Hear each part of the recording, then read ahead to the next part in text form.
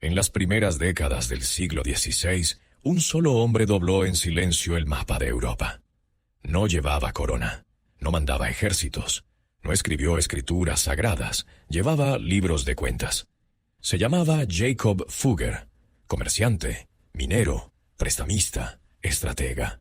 En la cima de su ascenso, su fortuna rondaba el 2% de la producción total de Europa, el equivalente aproximado a 400.000 millones de dólares de hoy. Con ese tipo de palanca, alguien podría haber sanado ciudades y acabado con el hambre. Fugger eligió algo más frío. Su jugada distintiva era simple y demoledora. Adelantaba efectivo a gobernantes desesperados, pero exigía metal, cobre en barras o plata reluciente, como colateral. Si fallaban, Eschel ya tenía el valor en sus manos. En lenguaje moderno, era crédito asegurado por activos.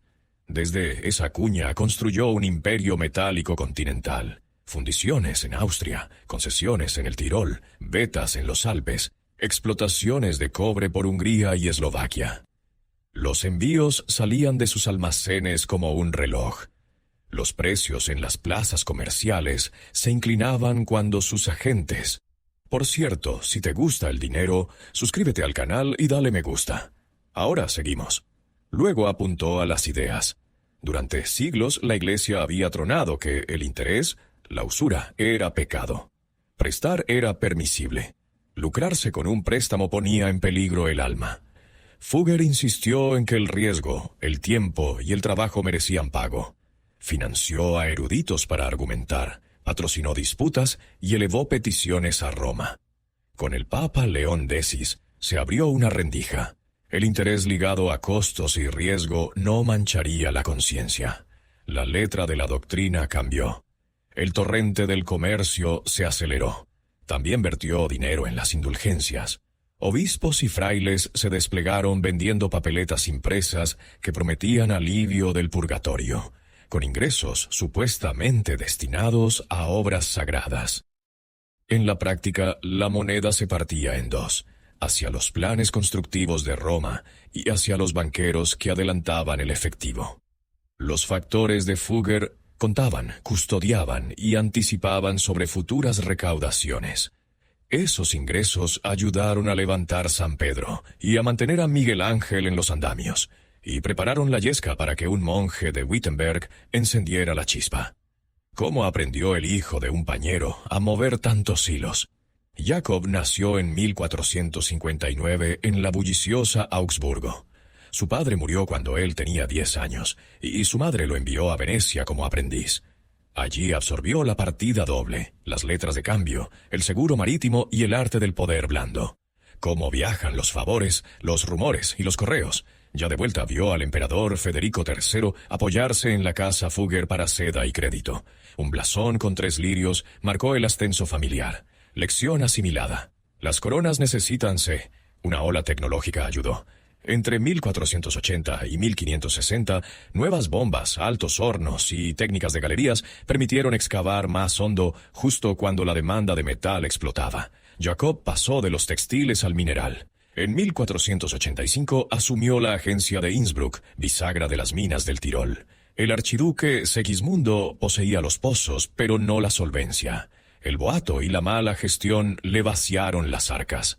Fugger ofreció préstamos garantizados no con promesas nebulosas, sino con envíos de metal. Si la corte incumplía el mineral ya apilado en sus patios, luego vino la escala.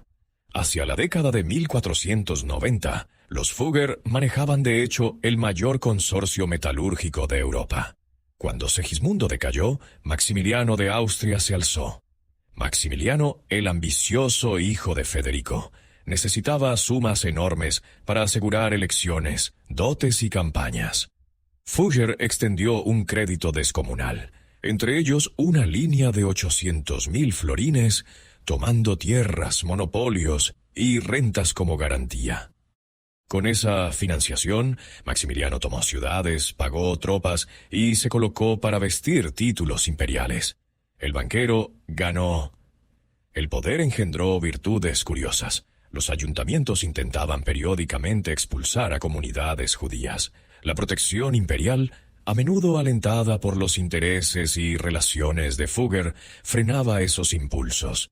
El pragmatismo y la conciencia se solapaban.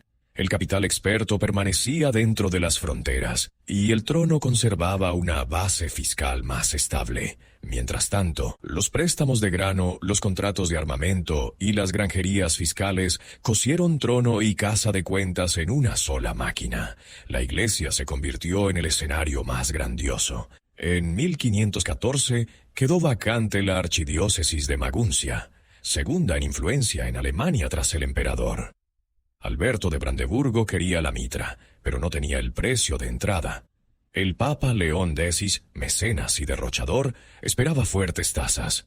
Fugger orquestó la transferencia. Decenas de miles de florines fueron a cuentas pontificias. Para servir la deuda, Alberto desató una amplia campaña de indulgencias.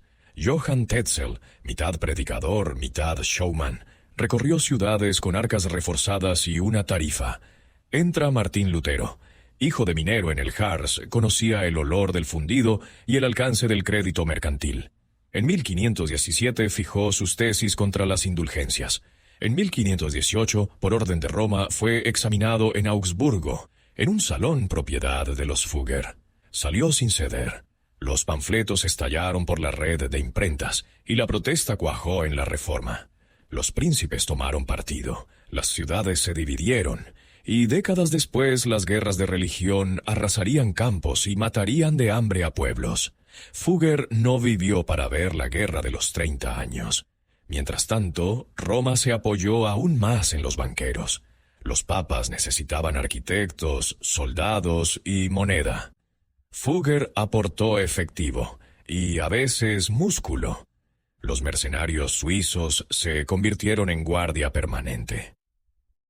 Su firma incluso arrendó la casa de moneda papal, la Seca, acuñando decenas de tipos para pontífices sucesivos. Las monedas llevan soberanía en la cara. Confiar la prensa a Augsburgo era confiar en su disciplina. Un escándalo aparte casi hunde la casa cuando salió a la luz la inversión secreta de un príncipe obispo en negocios de Fugger y rivales exigieron. Los enemigos se multiplicaron. Los pasquines pintaron a los Fugger como demonios de terciopelo, los culparon de monopolios y alzas de precios, y retrataron sus salas de auditoría como fábricas de opresión. Sin embargo, el orden de mercado que encarnaban siguió extendiéndose, el comercio se amplió, el crédito se profundizó, y un académico posterior, Max Weber, sostendría que la ética protestante lubricó el espíritu del capitalismo. Ironía sobre ironía. Una revuelta contra las indulgencias terminó potenciando los instrumentos que definirían las finanzas modernas. Pese a su cálculo frío, Fugger levantó uno de los proyectos de vivienda social más antiguos de Europa, la Fuggerei en Augsburgo, un barrio amurallado para trabajadores pobres que pagaban una renta simbólica y ofrecían oraciones diarias por sus benefactores. La dotación rendía un 5%, cuidadosamente estructurada bajo la doctrina aceptada. En una vida organizada por la gestión del riesgo, dejó un renglón para la misericordia y la memoria. Murió el 30 de diciembre de 1525. Los activos de su compañía sumaban unos 2 millones de florines, asombrosos para la época. Su sobrino Anton llevó el imperio adelante, extendiendo el comercio de Iberia al Báltico, asesorando a duques bávaros, patrocinando colegios jesuitas y comprando más de 100 de aldeas en Suabia. Comerciantes que se volvieron nobles, factores que se volvieron consejeros. El escudo familiar sustituyó la marca de almacén en los dinteles de piedra. ¿Cuál es entonces el veredicto? Fugger armó reyes, pagó papas, normalizó el colateral y escaló la minería hasta convertirla en industria continental. Financió arte que todavía eleva la mirada y pactos que aceleraron un cisma.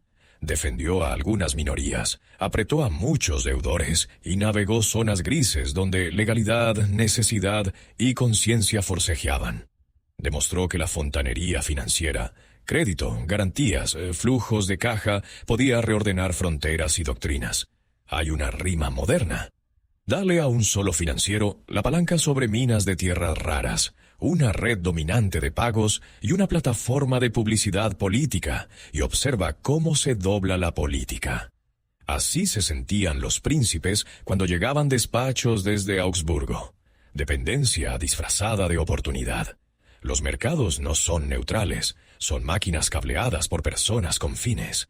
Sin barandillas, el poder se concentra, llega la reacción, y el costo suele pagarse en grano y sangre. Aún así, su huella se resiste. La Fuggerei sigue dando techo a familias. Las catedrales que financió aún brillan. Las técnicas que normalizó, préstamo con garantía, cadenas de suministro integradas, campañas sindicadas, ventaja informativa, siguen siendo estándar.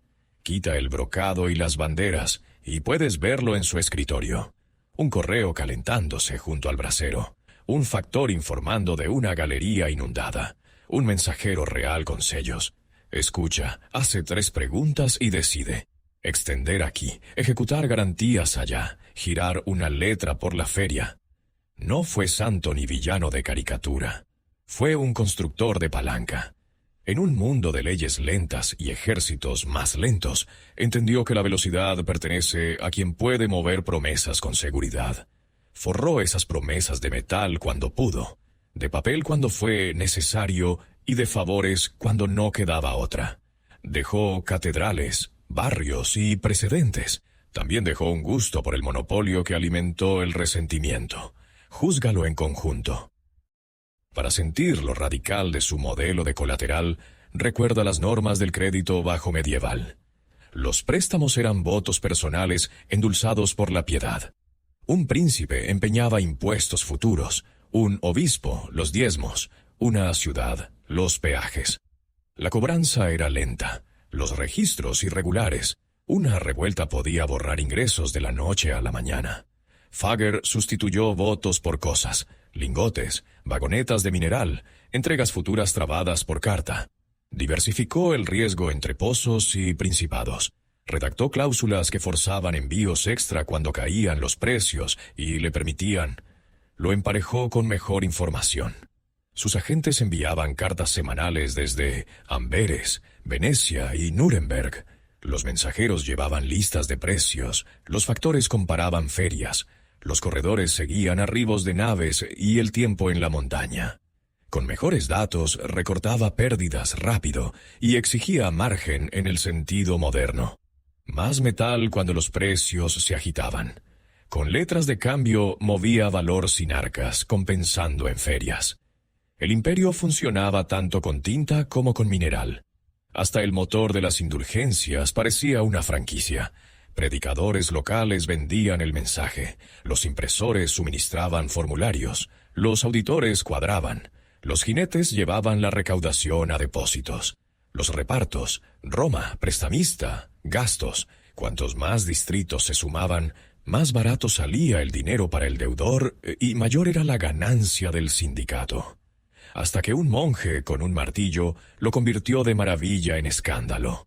La protesta de Lutero tocó fibras, porque la gente común vivía en la costura entre deuda y devoción. Los mineros debían renta a los señores y crédito a los mercaderes. Los campesinos, diezmos e impuestos. Las villas, anualidades a financieros. La promesa de que una moneda podía comprar alivio espiritual sonaba a otra extracción más, encima del hambre del invierno. Lutero atacó la teología. Las multitudes sintieron la economía. Las mismas prensas que imprimían indulgencias dispararon ahora hojas volantes. Las finanzas habían pavimentado los canales del disenso. El arrendamiento de la seca mostró otra marcha. La buena moneda engendra confianza. La mala, motines. Al arrendar la seca, la casa Fugger pagaba metal, cuños, guardias y prensas, y se quedaba con una tajada del señoreaje. La diferencia entre el valor del metal y el facial. A Roma le convenía externalizar disciplina. A Augsburgo, imprimirla en millones de pequeños sermones de plata y oro. Las crisis llegaron igual. Cuando salió a la luz la inversión oculta del príncipe obispo, los litigantes amenazaron con embargos. Fugger recurrió a la palanca. provisiones para guerras imperiales, crédito de flete para aliados, efectivo inmediato para la curia, si el arreglo preservaba su solvencia. Así fue. Había aprendido la regla más vieja. Diseña tu rescate para que otros lo deseen más que tú. Párate un momento en esa oficina de Augsburgo. Libros de cuentas al alcance. Un mapa pinchado con hilos, olor a cera y a lana húmeda. Decisiones encadenadas como golpes de tambor. Prestar, asegurar, cobrar, apaciguar, construir, rezar. La coreografía parece simple porque la practicaba a diario. Así que sí, Jacob Fugger no solo contaba monedas, editó el guión que leían otros. Los reyes tomaban prestada su letra, los papas su aliento. Mucho antes de los bancos centrales demostró que las finanzas pueden ser una constitución. La arquitectura silenciosa del poder que sostiene un mundo hasta que aparecen las grietas. Cuando esa arquitectura sirve solo a unos pocos, los reformadores golpean las puertas de la iglesia. Cuando sirve a muchos, las ciudades florecen. Vivió donde esas fuerzas se encuentran y forzó el encuentro. Si llegaste hasta aquí, deja un +, en los comentarios, tu insignia por completar este análisis. Y si aún no lo has hecho, suscríbete para más historias largas donde el dinero, la historia y el poder chocan. Curioso por imperios anteriores del capital, mira nuestros otros videos.